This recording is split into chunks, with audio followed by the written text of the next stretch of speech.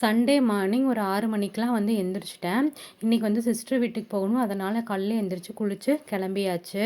இன்னைக்கு சிஸ்டரோட ஹஸ்பண்ட் வந்துட்டு சபரிமலைக்கு கட்டு கட்டி கிளம்புறாங்க. அவரை வழி அனுப்பி வைக்கிறதுக்காக தான் வந்துட்டு நாங்கலாம் வந்து போயிருந்தோம். காலையில ஒரு 8:30 மணிக்கெலாம் வந்து அங்கே ரீச் ஆயிட்டோம். இப்போ டிஃபன் சாப்பிட்டுட்டு கொஞ்ச நேரம் வெயிட் பண்ணிட்டு இருந்தோம். கூட இருக்கிற சாமிகள் வந்து அவங்கள வந்து வீட்ல இருந்து கூப்பிட்டு சாமி கோயிலுக்கு வந்து போயிட்டோங்க. அங்கே கட்டு கட்டுறதுக்காக.